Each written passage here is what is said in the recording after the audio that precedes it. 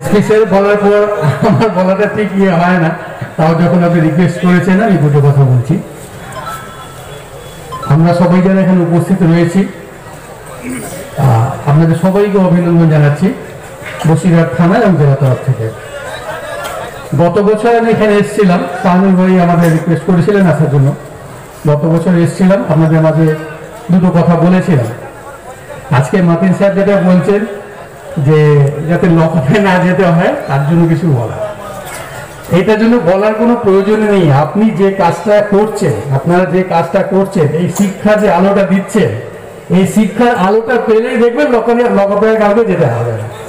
একমাত্র এটার মেডিসিন হচ্ছে শিক্ষার আলো।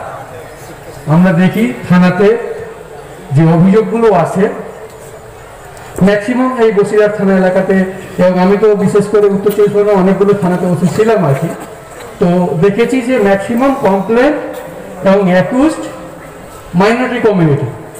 ইস্যু কি থাকে? জমি জায়গা মেন ইস্যু থাকে আর কি। একটা জমি জায়গার উপরে অ্যাকচুয়ালি কিছু আইন কানুন না জানার জন্য এই প্রবলেমগুলো হয়।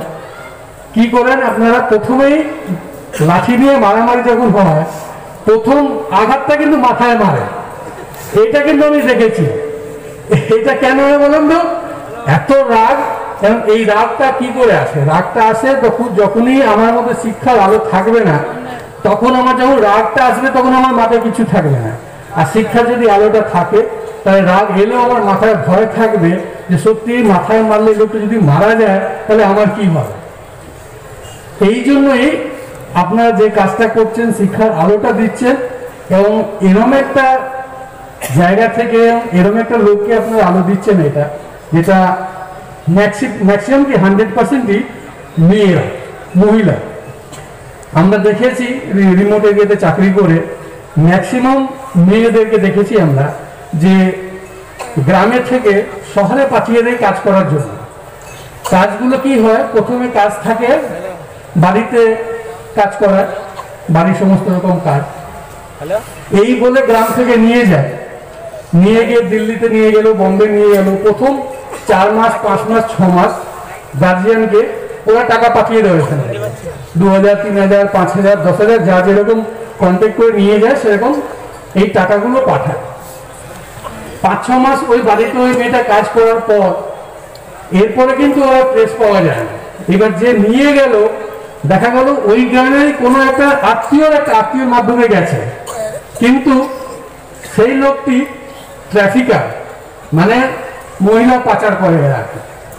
তো ওই মেয়েটি 6 মাস কাজ করার পর আপনার সঙ্গে যোগাযোগ রাখলো, আপনিও কন্টিনিউ যোগাযোগ রাখলেন, তারপর ওকে পাচার করে অন্য জায়গায় বিক্রি করে দিল, তারপরে মেয়েটা ট্রেস পাওয়া যায় না।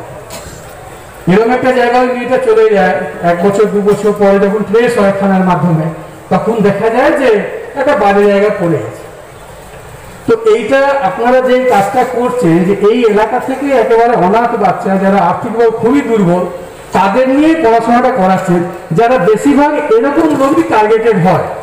তো এই জায়গা থেকে আপনারা এই যে এত বড় কাজ করছেন, এটা কোনো জবাব হয় না। আর আজকে এখনই আমি দেখলাম এসপি সাহেব জাস্ট 1 মিনিট দাঁড়ালেন, তাতে আপনারা যেভাবে লাইন দিলেন টাকা দেওয়ার জন্য এই বাচ্চাগুলো পড়াশোনার জন্য, এইটা নিজে থেকে এটা তৈরি হয়। এই জিনিসটা, এটা শিক্ষার জিনিস আছে। আমরা সবাই বলছি যে মাইনরিটি কমিটিগুলো কম শিক্ষিত হয়, কিন্তু যখন শিক্ষাটা পায়, মানে এত ভালো শিক্ষিত হয়, সেটা তখন উত্তর পাওয়া যায় না। আজকেই যেটা দেখলাম আমরা, যে আপনাদের ভিতরে এত সুন্দর একটা ইয়ে আছে যে না আমরা এখানে কিছু ডোনেট করি, যেভাবে লাইন দিয়ে এসে টাকা দিচ্ছেন আপনারা, এটা কিন্তু অন্য জায়গায় আমরা দেখিনি যে এইভাবে লাইন দিয়ে টাকা দেবে, এবং যারা করবে তাদের কেউই হয় না তাদের মধ্যে, এবং কিছু একেবারে গরিব, একেবারে যার বাবা মা কেউ নেই তাদের জন্য। এই পরিবেশ সব জায়গায় পাওয়া যায় না। আপনারা এরকম একটা স্ট্যান্ডার্ড এখানে তৈরি করেছেন, এইখান থেকে আমাদের শিক্ষা জিনিস আছে, আমরা শিখছি এখান থেকে। এবং অন্য কোনো জায়গায় কথা বলার যখন সুযোগ পাবো তখন আপনাদের এই উদাহরণ অতি অবশ্যই দেবো। এই উদ্যোগটা আপনারা চালিয়ে যান, আমরা আপনাদের পাশে আছি। ধন্যবাদ।